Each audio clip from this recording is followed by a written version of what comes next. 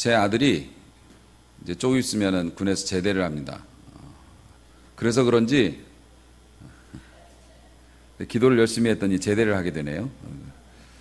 그래서 그런지 지난주에도 예배에 참석했는데 오늘 또 나와 앉아 있습니다. 본인도 미안해하고 있습니다. 자꾸 나오는 것에 대해서.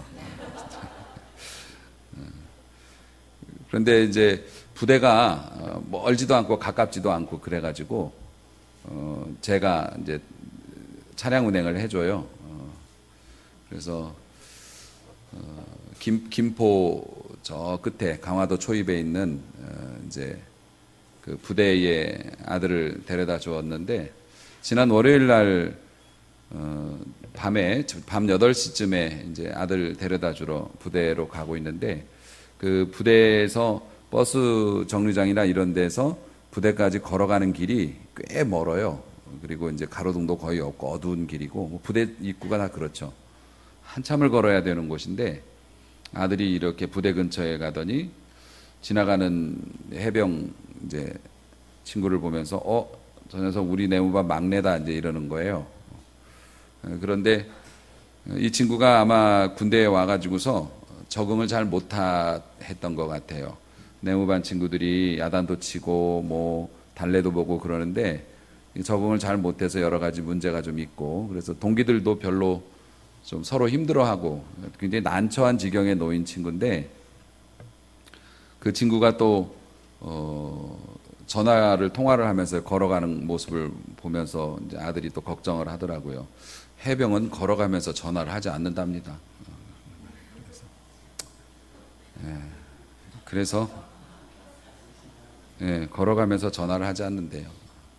그런데 이제 밖에 나와서 그러니까 부대 주변이니까 지나가는 이제 또 장교들이나 간부들이 보고 그러면 또 이제 그게 말거리가 되니까 이제 걱정스럽죠. 그래서 데리고 들어가야겠다고 하면서 이제 그 친구를 좀 찾아봤는데 아들을 내려주고 부대에서 이제 다시 밖으로 차를 몰고 나오는데 그 중간 지점에 요 녀석이 숨어 있더라고요. 어두운데 그 나무 옆에 요러고 서 있는 거예요, 밤에. 근데 제가 그걸 보고 마음이 너무 아팠어요. 그 핸드폰을 손에 쥐고 요러고 부대 쪽을 안 보고 밖에 쪽을 보고 요러고 서 있는 거야. 그래서 제 아들도 군 생활을 힘들게 했고 또 이제 쫄병 시절이 있었으니까 또 부대가 좀 군기도 엄하고 그래서 아이고 부대 들어가면 야단 맞을 것 같고 들어가고 싶지는 않은데 또 안 들어갈 수는 없고 제대 날은 보이지도 않고 그렇잖아요. 이제 방금 들어왔는데 제가 얼마나 힘들까. 집에 부모 다 있고 형제 있는데 이 어두운 데 숨어가지고 부대 앞에서 숨어서 밖을 보면서 얼마나 들어가기 싫고 힘들까라는 생각하니까 너무 가슴이 아프더라고요. 집에 오면서도 하루 종일 잊혀지지가 않아요. 그걸 성경 용어로는 체율이라고 해요. 체율. 그래서 자식이 막 아프거나 자식이 힘들어하는 모습을 보면 부모는 경험을 다 해본 거니까 이 녀석이 얼마나 아플지 이 녀석이 얼마나 고통스러울지를 부모가 아니까 마음이 더 아픈 거예요. 그거를 이제 주님이 우리를 체휼하신다. 우리의 아픔이나 고통을 글로써 아시는 게 아니라 겪어보셔서 아시기 때문에 저도 자식을 군대 보낸 입장에서 그 쫄병 시절에 그 겪는 그 불안함과 두려움이 이제 눈에 보이고 어두운데 남의 집 귀한 자식이 그러고 서 있는 걸 보니까 마음이 짠해서 그냥 그러다가 다음 날 이제 아들 부대 들어가서 전화 통화해서 야 걔가 그렇게 서 있는데 아빠 마음이 너무 아파서 그랬다 그랬더니 아빠 걔 친구 기다렸대요 그때 그러더라고요. 그래서 나만 아팠구나. 부대 들어가기 싫어서가 아니라 친구랑 같이 들어가려고 거기서 기다렸다고 그래갖고 그냥 나만 아픈 걸로 그렇게 이제 정리가 됐습니다. 그래도 마음이 쓰여요. 주님도 우리를 보시면서 마음이 참 많이 쓰이실 겁니다. 우리들이 가지고 있는 어려움이나 또 아픔이나 한계 상황 이런 게 있는데 주님은 그런 것들을 체휼하시기 때문에 아픈 마음으로 어떻게 하면 좀 도와줄까, 어떻게 하면 복을 줄까 그 마음으로 여러분 곁에 앉아 계시는 줄로 믿으시기 바랍니다. 오늘도 그래서 말씀을 통해서 여러분과 대화를 나누시고 또 여러분에게 좋은 것을 가르쳐 주실 텐데 은혜 많이 받으시기를 축원합니다. 우리 주변에 보면 교회에 다니다가 떠나는 사람들 많이 있습니다. 이야기를 들어보면 자기가 다니던 교회 내부에 아프고 슬프고 부끄러운 얘기들을 듣게 됩니다. 교인들끼리 서로 사랑하지 않고 끊임없이 다투는 모습에 환멸을 느끼거나 혹은 오해와 소문 때문에 무슨 교회가 세상보다 더해, 뒷말도 많고 이런 것 때문에 혹은 지도자들끼리 서로 다투는 모습을 보면서 아예 실망해서 교회를 떠나서 돌아가지 않는 사람들이 많습니다. 하나님을 믿는 신앙을 아예 버려가지고 신앙생활을 안 하는 사람도 있고요. 또 많은 사람들이 신앙은 버리지 못하지만 교회를 안 나가. 그래서 그런 사람들을 전문 용어로는 가나안 성도라고 그래요. 신앙은 있는데 교회를 안 나가는 사람들. 왜 가나안 성도라고 그랬을까? 안 나가를 거꾸로 하면 가나안이 됩니다. 아시겠죠? 안 나가를 거꾸로 하면 가나안이 돼갖고 본인들이 스스로를 지칭하는 거예요. 창피하니까 나 가나안 성도요. 그러면 예수는 믿지만 교회는 안 나가는 사람들이에요. 실제적으로 봐도 우리나라 3대 종교인 불교, 천주교, 개신교 중에서 개신교의 종교 이탈률이 제일 많다고도 해요. 더군다나 요즘에 뭐 이런저런 집회를 통해서 우리 개신교 목회자와 성도들이겠죠. 들이 아주 유감없이 교회 아주 우리 주님의 얼굴에 먹칠을 하고 있습니다. 그런 걸 보면서 교회라고 하면은 뭐 환멸을 느끼고 진절머리를 치는 사람도 있고 또 반대로 적지 않은 분들이 그런 어려움 속에 있는 교회를 또 지키기도 합니다. 여러분 같은 분들이죠. 용기가 없거나 정의감이 없어서가 아니라 내 주의 나라와 주님이 계신 성전과 피 흘려 사신 교회를 늘 사랑합니다. 이 마음을 가지고 이제 그러면 집안에 문제 있다고 다 가출하면 집은 누가 지키나 이런 마음으로 혹은 주님께서 교회의 머리가 되시고 주님이 교회를 버리시지 않으시는데 내가 어떻게 교회를 버리겠는가 이런 마음, 이런 사랑 깊은 성도님들이 또 이 땅에는 계시기 때문에 절대적으로 많죠. 그런 분들이. 그래서 이 땅의 교회들이 오늘도 예배를 드리고 하나님의 영광을 위해서 또 쓰임받고 그러겠죠. 우리가 이런 교회의 안 좋은 모습을 보면서 마음 아파서 주변 분들에게 교회가 왜 저럴까? 하나님의 말씀 따르는 교회가 성경에서는 안 가르치는데 그렇게 안 가르치는데 교회가 왜 그럴까요? 라고 물어보면 우리보다 신앙생활을 더 많이 한 사람들은 의례 그런 얘기합니다. 이 땅의 교회들은 다 불완전하니까 사람들이 모여서 교회가 된 거라 이 땅의 교회들은 다 불완전해요. 그래서 그런 거예요. 우리가 사랑으로 그냥 감싸야지 어차피 교회가 불완전합니다. 이렇게 얘기하고 너도 불완전하잖아. 근데 뭐 우리도 불완전한데 뭐 교회한테 그런 얘기 하냐 그러면 꿍 하고 그냥 입을 다물기는 하지만 마음이 아파요. 교회는 완전하지 않다. 맞습니까? 틀립니까? 맞습니다. 교회는 완전하지 않죠. 실수도 많이 하고 잘못도 많이 합니다. 그런데 중요한 것은 교회는 완전치 않기 때문에 그래도 된다라고 생각하는 게 잘못된 겁니다. 예전에 어떤 그 친구와 상담을 한 적이 있었는데 그 친구는 좀 다른 취향을 가진 친구였습니다. 이성에 대해서 좀 다른 취향을 가진 그런 성향을 가진 친구였는데 그 친구와 상담을 하면서 제가 그렇게 야단을 친 적이 있습니다. 네가 그렇게 된 것에 대해서 너 자신의 인격이나 너에 대한 비난을 할 마음은 없다. 그런데 너와 같은 생각을 하는 많은 사람들이 자신이 그런 성향이기 때문에 인생을 막 사는 것을 봤다. 타락하고 그냥 뭐 그런 의례 나는 그런 취향이니까 그렇게 사는 거야. 하지만 그건 옳지 않다고 생각한다. 그게 연약함일지 아니면 너의 네가 생각하기에 자랑일지 뭔지는 모르지만 그것 때문에 경건하고 온전하고 바르게 살아가야 하는 책임을 회피해서는 안 된다. 교회가 연약하니까, 사람은 뭐 육신이 약하니까 그래서 나는 이렇게 삽니다라고 자랑할 거는 못 되죠. 육신이 약하더라도, 교회는 인간의 모임이라 연약하더라도 최선을 다해서 하나님의 뜻을 찾고 그 뜻을 따라가려고 노력을 해야지 그게 값진 성도요 교회지. 교회는 어차피 불완전하고 인간은 육신이 약하니까 그냥 이렇게 살아도 돼라고 얘기하고 그런 것은 절대 마땅한 일이 아니겠죠.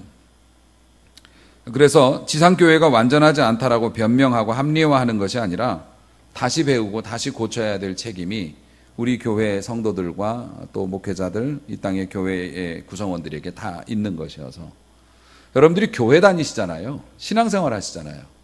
그러면 교회가 어떤 곳이고 교회에서 뭘 중요시 여겨야 하는 건지 정도는 알고 다니셔야죠. 목사님의 학력이나 교회의 크기나 이런 걸로만 교회를 판단하셨다면 완전히 잘못된 판단입니다. 교회는 어떤 곳인가? 우리가 교회에 대해서 오해하는 게 많이 있어요. 많은 사람들이 교회 간다고 합니다. 많은 사람들이 교회를 다닌다고 얘기합니다. 심지어는 예배를 본다고도 얘기합니다. 예배는 보는 게 아니죠. 드리는 거죠. 여러분들이 꼭 그 단어는 바로 고쳐서 쓰시기 바랍니다. 어디가 예배 보러 가? 어디 영화 보러 갑니까? 아닙니다. 예배는 우리의 삶을, 우리의 마음을, 우리의 정성을 하나님께 바치고 맡기고 드리는 것이 예배입니다. 그래서 예배는 보는 것이 아니라 우리가 예배를 인도하고 우리가 예배를 이끌고 하나님께 드리는 것이죠. 어디가? 교회가. 너네 교회 어딘데? 저기 보면 건물이 서 있습니다. 와, 크다. 그래서 사람들이 보통 생각할 때 교회 하면은 무슨 동에 있는 뭐 탑 큰 거 있잖아. 그런 건물을 이야기합니다.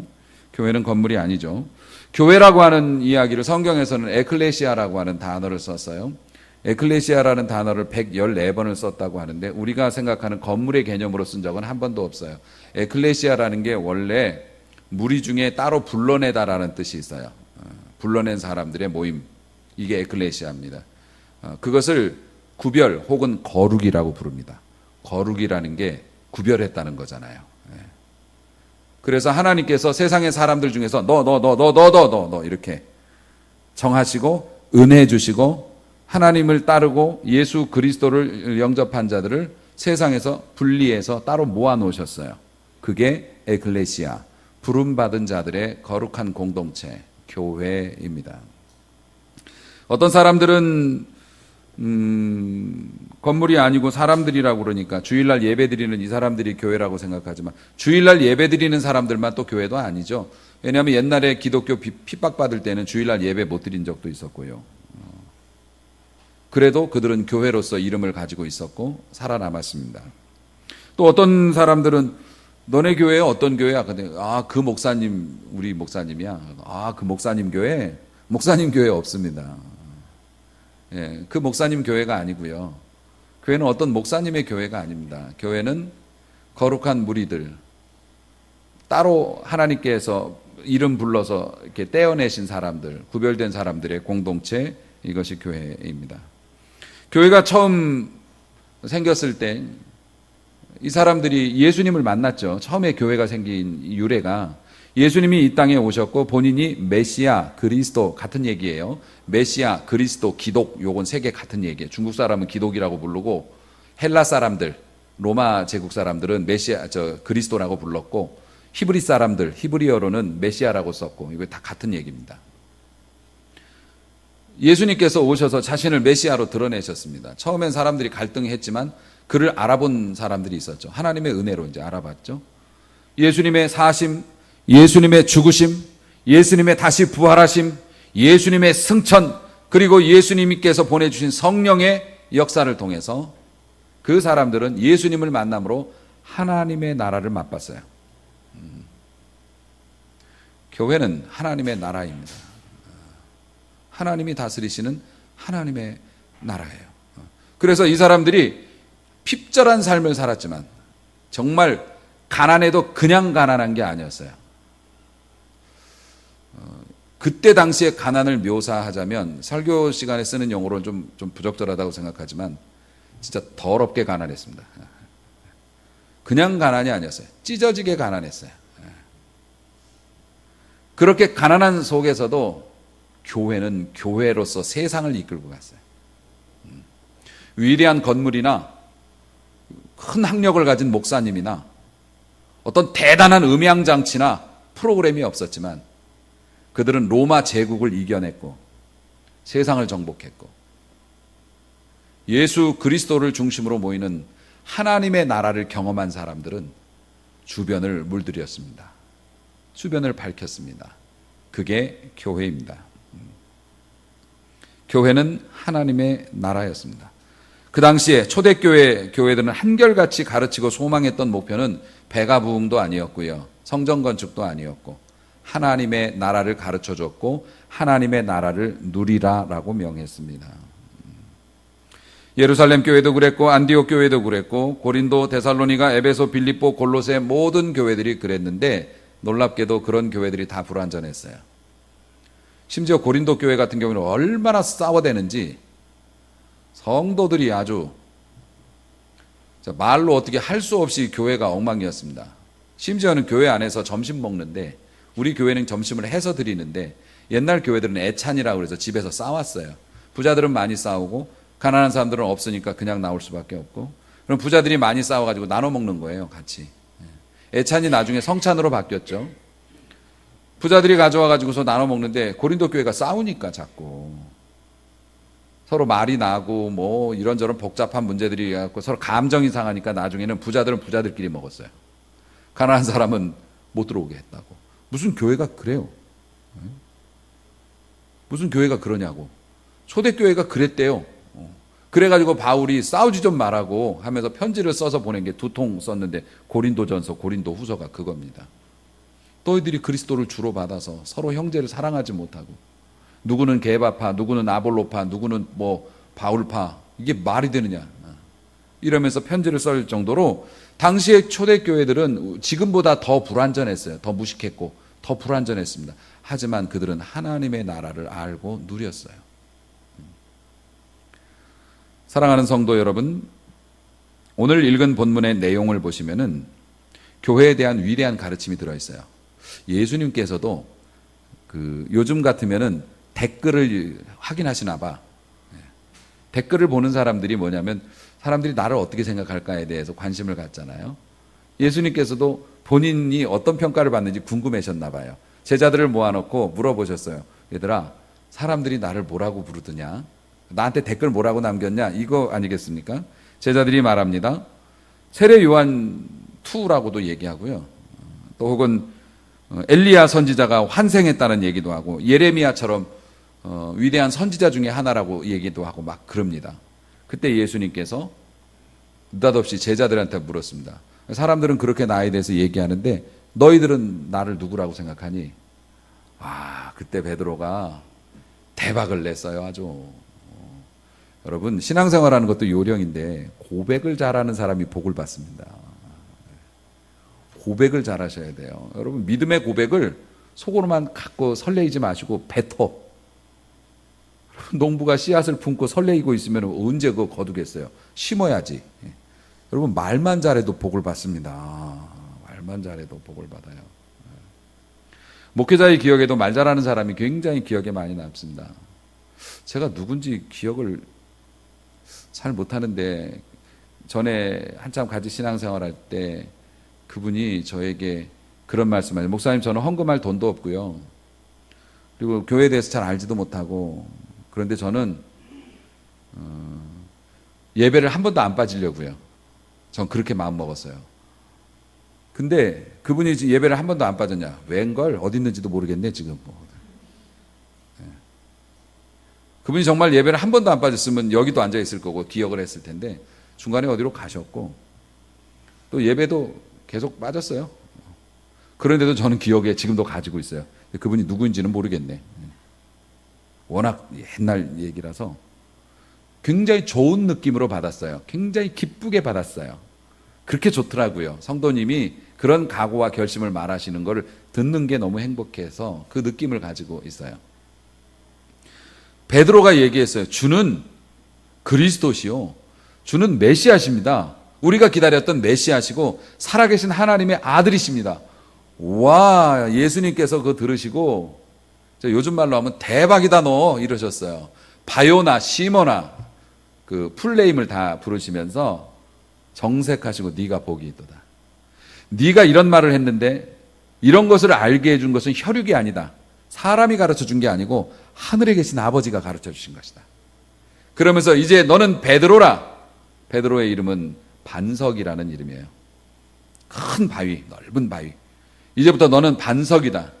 이 고백 위에 내가 내 교회를 세우리라. 아멘.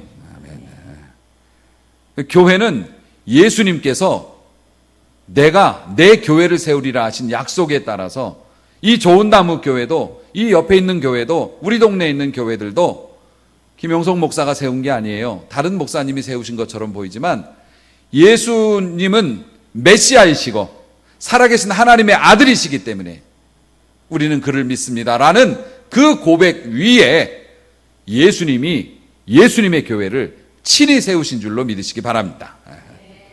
교회는 우리가 운영하는 것 같지만 예수님이 운영하실 겁니다. 예수님이 이끌어 가십니다.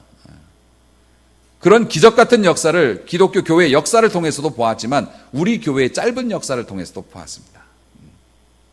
하나님께서 역사하십니다. 교회만 그런가요? 하나님 믿는 사람도 우리 주님께서 내가 내 이름으로 너를 구원했으니 내가 너를 책임지리라. 아멘.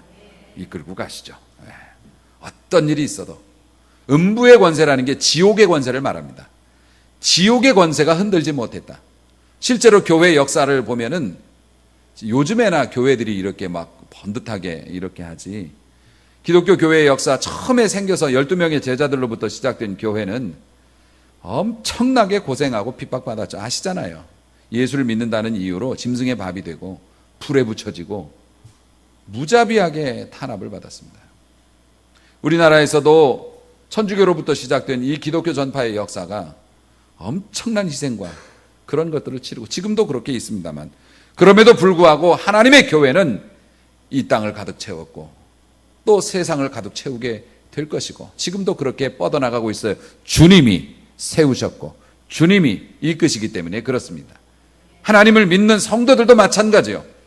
교회가 이렇게 영원할 것을 믿는다면 여러분의 삶도 주님이 보장해 주시고 책임져 주실 것이라는 것을 믿고 예수쟁이답게 사시길 주의 이름으로 축원합니다. 그러면 예수쟁이답게 산다는 게 뭐냐? 교회가 진짜 교회다운 교회는 무엇인가? 사실 슬프게도 이런 본질을 놓쳐가지고 교회가 구설에도 휩싸이고 또 우리들도 많이 힘이 빠지고 그렇습니다만은 요한복음 13장 34절 말씀을 보면은 주님이 이렇게 말씀하세요. 새 계명을 너희에게 주겠다. 그러니까 그 전의 계명은 구약의 율법에 613가지로 나누어진 세분화된 규정이죠. 그런데 이제 그것보다 더 새로운 계명을 주겠다. 새로운 계명을 준다. 그 계명이 무엇인가? 서로 사랑하라. 그러면 주님 어떻게 사랑할까요? 그거 물어볼까 봐 미리 답도 주셨어요. 어떻게 사랑하냐면 내가 너희를 사랑한 것 같이 너희도 서로 사랑하라. 아멘. 사랑을 어떻게 하냐면 주님이 우리를 사랑하신 것처럼 우리도 서로 사랑하라고 얘기해요. 사랑하는 성도 여러분, 우리 하나님에 관해서 묘사를 한 요한 1서에 위대한 고백이 있는데 제가 읽어드릴게요. 사랑하는 자들아, 우리가 서로 사랑하자. 사랑은 하나님께 속한 것이다. 그래서 사랑하는 자마다 하나님께로 나서 하나님을 알게 되고 또 사랑하지 아니하는 자는 하나님을 알지 못한다. 왜냐하면 이는 하나님은 사랑이시라. 사랑이시기 때문에 사랑하지 않는 자는 하나님을 모르는 자다. 하나님의 사랑은 그럼 우리에게 어떻게 나타나는가? 하나님의 사랑이 우리에게 이렇게 나타난 바 되었으니 하나님이 자기의 독생자를 세상에 보내심은 우리를 살리려 하심이라. 하나님의 사랑은 우리를 살리려고 독생자를 보내 자기의 하나뿐인 아들을 우리를 위하여 죽으라고 보내신 사랑은 여기 있으니 진정한 사랑은 무엇인가? 우리가 하나님을 먼저 사랑한 것이 아니오 하나님이 우리를 사랑하사 우리 죄를 없애려고 화목제물로 그 아들을 보내셨기 때문에. 그래서 사랑하는 자들아, 하나님이 이같이 우리를 사랑하셨은즉 우리도 서로 사랑하는 것이 마땅하도다. 그게 옳은 것이다. 그 예수님께서 말씀하신 그 계명과 똑같습니다. 여러분, 교회는 사랑으로서 하나님의 나라를 경험하는 곳이 교회입니다. 여러분, 교회를 다니시면서 교회에 대한 기본적인 개념이 잘 잡혀야지 뒤탈이 없습니다.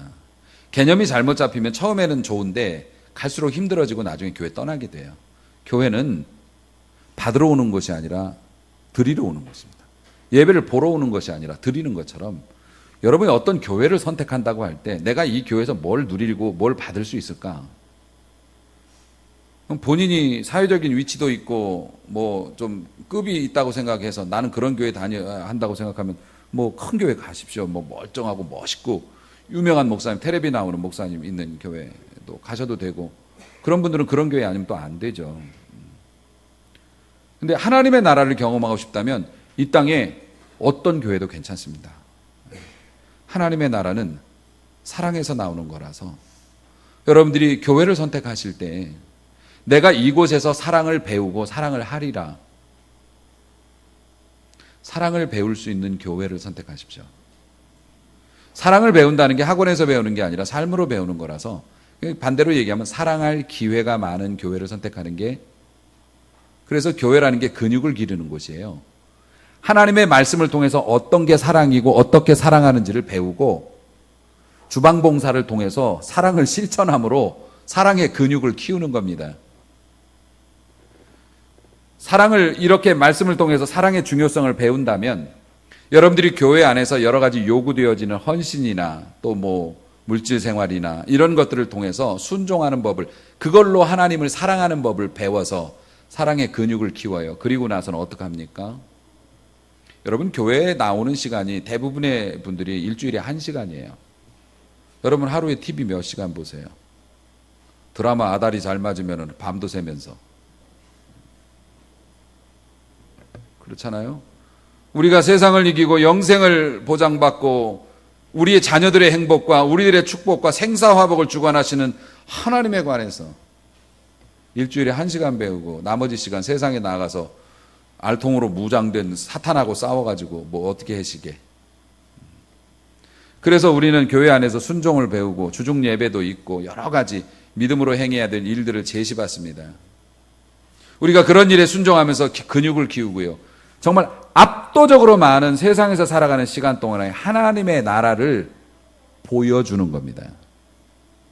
우리가 모델하우스라고요. 사람들이 우리의 가정에 와보고 내 사무실에 와보고 나를 만나보면서 천국 모델하우스예요, 여러분들이.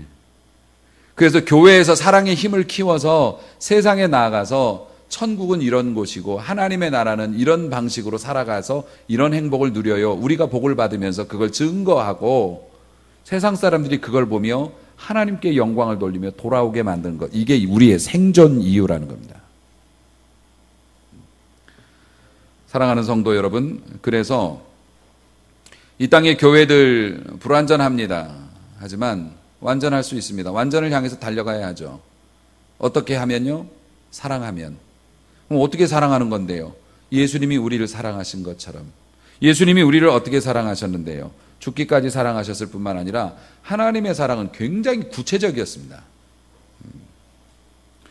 성경은 구체적이고 실제적인 사랑으로 가득 차 있습니다. 외로운 자에게 친구가 되어 주십니다. 연약한 자를 위로하고 보호해 주시죠. 우리 구약의 그 지엄하신 하나님도 진짜 못난 놈 하나 있었습니다. 놈이라고 해서 죄송합니다. 최소한 저보다 몇천 살은 많을 텐데. 엘리야라고 하는 선지자였는데 엘리야 같이 대단한 사람이 없었습니다. 갈멜산 성상에서 850명의 거짓 선지자들하고 혼자 나가서 맞짱 떴습니다. 그런데 하나님께서 보기 좋게 이기게 해주셨어요. 그 제단에 하늘에서 그냥 불을 그냥 꽂아가지고서 850명이 하루 종일 몸을 자해를 해가면서 막 거기다 불을 내려달라고 난리를 쳤는데, 아니 내려줄 능력이 있어야 내려주지. 신도, 걔네들이 섬기는 신도 지금 굉장히 힘든 상황인데 850명이 그래서 안 되니까 엘리야가 한 번 기도했는데 하늘에서 불이 내려와가지고 난리가 법석이 나고 850명을 붙잡아서 기손 시내까지 다 처형시켰습니다. 얼마나 어깨에 힘이 들어갑니까? 그리고 기도하니 3년 6개월 동안 내리지 않던 그 땅의 가뭄이 해소가 돼서 막 비가 내리니까 엘리야가 이 옷을, 이 사람들이 치마 같은 거 입잖아요. 걷어서 이 허리에다 묶은 다음에 아합 왕의 그 병거, 그 마차를 붙잡고 뛰어갔대요. 마라톤보다 더 먼 거리를 막 얼마나 힘이 생겼으면 그렇게 은혜를 많이 받았는데. 아합 왕의 여자 중에서 아주 못돼 먹은 표독한 여자가 있어요. 이세벨이라고. 이 여자가 그 선지자들의 뒷배였거든요. 돈 대주고 이방신들을 북이스라엘에 데려온. 그 이세벨이 자기 선지자가 싹 죽었다는 얘기를 듣고 너 내가 반드시 죽여버릴 거야 라고 사람을 보내서 경고장을 날렸는데, 아니 그렇게 은혜 많이 받고 능력 받은 엘리야가 그 마음에 또 마음이 무너져 가지고요 도망갔어요. 도망가다가 엘리야가 뭐라 그랬냐면 쌀이나무 로뎀나무 이거 붙잡고 자살하고 싶다 그랬어요. 죽어버리고 싶다고, 나를 데려가 달라고. 못나도 그렇게 못났습니다. 그런데 하나님께서 어떻게 하셨는 줄 아세요? 이놈아, 내가 너에게 그런 능력도 주고 그런 은사도 주고 그런 능력을 보여줬는데 고작 곧따위로밖에 말을 못하니 꺼져라 이놈아, 내가 사람 잘못 봤다. 그러지 않으셨어요. 그렇게 못난 소리 하고서 이제 그렇게 패배자들은 할 게 없으니까 잠이나 잡니다. 자고 있는데 느낌이 이상해서 보니까 까마귀가 먹을 걸 물고 왔네. 까마귀가, 요즘 수원시내 까마귀 아주 못된 짓을 많이, 행패를 많이 부리는데 그 까마귀가 먹을 걸 물고 왔어요. 그걸로 음식을 하고 그리 시내가에서 물 퍼먹으면서 하나님의 산 호렙까지 달려갑니다. 그곳에서 새 힘을 얻고 다시 나올 수 있도록 하나님께서 만들어주셨어요. 하나님이 그렇게 사랑하십니다. 구약의 하나님이 수염 기르시고 허허하면서 까불면 벼락으로 그냥 죽여버려 이렇게 하시는 게 아닙니다. 우리 하나님께서는 가난한 과부의 눈물을 보시고 못난 선지자 엘리야에게 까마귀 보내서 요요 먹여주시고 그걸 요렇게 살려가지고 다시 쓰시고, 하나님은 사랑을 그냥 하신 게 아니라 구체적으로 하셨어요. 예수님은 한술 더 뜨셨죠. 예수님께서 온갖 계층의 사람들을 만나서 다양한 방법으로 그들의 문제를 해결해 주신 것으로 가득 차 있으니까 성경이. 사랑하는 성도 여러분, 우리에게도 사랑해야 될 존재들이 많이 있어요. 우리 주변에 특히 사람 문제, 맨날 가시가 돋쳐가지고서 말만 시키면 상처 주는 사람이 있고, 지가 뭘 잘못했는지를 모르는 남편이 있고, 끊임없이 부정적인 말을 쏟아내고 자기를 합리화하는 자식이 있을 수도 있고, 죄에 거하면서 회개를 거부하는 이 주변에 있는 진짜 그런 사람도 있을 수 있고, 우리와 성향이 다른 사람도 있고, 그런 것들, 나하고 그렇게 다르고 내 마음에 들지 않는 사람들을 용납하고 사랑하는 것, 우리가 해결해야 될 문제입니다. 한 걸음 더 나가서 우리 자신을 괴롭게 하고 심각한 고통을 안겨주신 이 사람들 어떻게 용서해야 되나요? 우리 주님께서는 뭐라고 하셨습니까?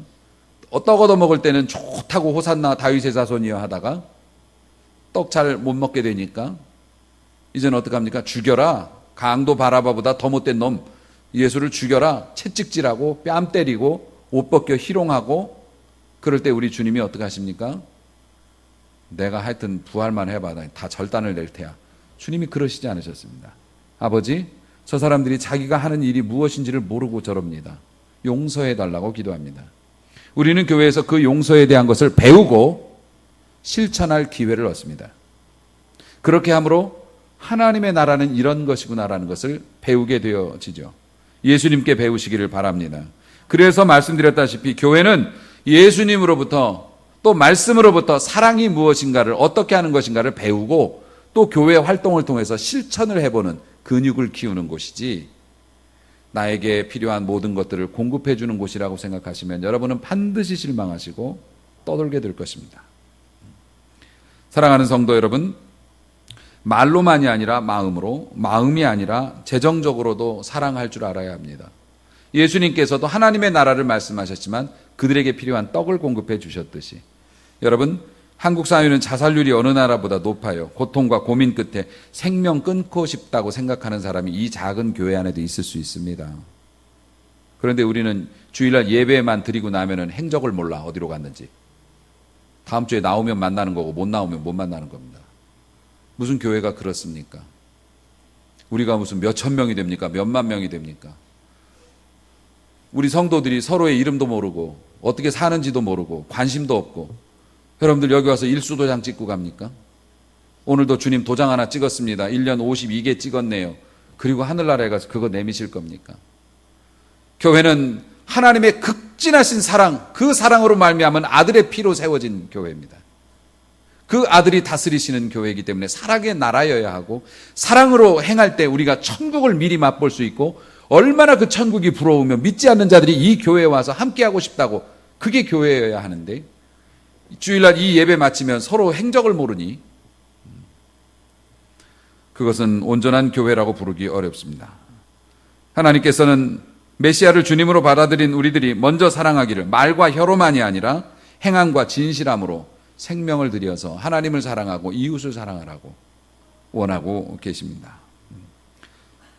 예전에 강원도 홍천에 있는 한 소방서 출장소인데요, 조그만 소방서에서 큰 뉴스거리가 하나 생겼습니다. 소방서에 불이 나가지고 소방차 한 대하고 구급차 한 대가 홀라당 탔대요. 사람들이, 저도 기억이 납니다. 사람들이 되게 웃기도 하고, 야, 소방서 불나면 누가 꺼주냐? 그러네요. 소방서 불나면. 오늘날 교회를 불난 소방서라고 얘기합니다. 소방서는 불도 끄지만 불조심도 시키는 곳이 소방서고, 교회가 세상의 그러한 갈등과 그런 앞에서 기도하고, 그리고 교회가 먼저 평화로운 삶을 유지하는 것을 본을 보임으로 세상을 변화시켜야 하는데, 교회가 그렇게 시끄럽고 복잡하니 이게 어떡합니까? 불이 난 소방서가 난감한 것처럼 교회다움을 잃어버린 한국교회도 난감하죠. 목회자는 지상교회는 완전하지 못하니까 이거는 관행입니다, 이렇게 얘기하고, 성도들은 말끝마다 어차피 그러면서 세상적인 방식을 손쉽게 집어들고 그럽니다. 교회나 사람이 싫어서 예수 안 믿을 수는 없고 주일 예배만 딱 드리는 게 그만이고, 너무도 멀리도 또 혹은 가까이도 하지 않고 혹은 가난한 성도로 살아간다면 우리는 천국을 어디서 맛봅니까? 사랑하는 성도 여러분, 여러분 교회 왜 나옵니까? 행복하자고 나오는 것 아닙니까? 행복은 어디서 얻을 수 있나요? 사랑으로 얻을 수 있습니다. 사랑은 말로 하는 게 아니라 행하는 것입니다. 구체적일수록 사랑입니다. 사랑하는 성도 여러분, 오늘 여러분이 바른 교회의 일원이 되고 천국을 맛보는 축복을 누리시기를 축원합니다. 그렇다면 사랑으로 행하는 것들을 배우고 또 실천해야 합니다. 이전보다 좀 더 사랑하는 사람으로 쓰여져야 합니다. 여러분의 가정이 천국이 되기 원한다면 사랑하는데 그냥 내 새끼 아무도 못 건드려, 이게 아니고 주님이 우리를 사랑하셨던 그 마음으로 사랑하는 겁니다. 우리에게 소망이 없어 보인다고요? 하지만 그렇지 않습니다. 주님께서 내가 이 반석 위에 내 교회를 세우겠다 말씀하실 때 제자들은 형편없었고, 당시에 예수를 믿겠다고 하는 사람들이나 그 이후에 수백 년간의 세월도 말씀드렸다시피 정말 교회는 어려움을 겪었습니다. 재정이 문제가 아닙니다. 일꾼이 문제가 아닙니다. 한 사람이 모였던, 두 사람이 모였던, 세 사람이 모였던 그곳에서 사랑으로 될 때 하나님의 나라가 보이고 그 빛은 멀리서도 보이기 때문에 하나님도 보시고 사람도 봅니다. 우리 교회가 사랑으로 빛나는 교회가 될 수 있기를 소망합니다. 사랑의 빛을 이 지역에 비추고, 우리가 너무 행복해서 우리 교회를 방문해 하셨던 분들이 나도 같이 행복할래, 나도 같이 이런 즐거움 속에 들어갈래 라고 흠모할 만한 교회가 될 수 있도록 우리가 서로 더 많이 사랑할 수 있기를 원합니다. 여러분, 저 좀 사랑해 주십시오. 목사님 좀 사랑해 주세요. 저도 여러분을 위하여 생명을 내놓고 사랑하겠습니다. 다른 건 몰라도 사랑이 주특기인 그런 교회, 하나님의 나라를 맛보는 교회와 성도, 그렇게 사시기를 주님의 이름으로 축원합니다.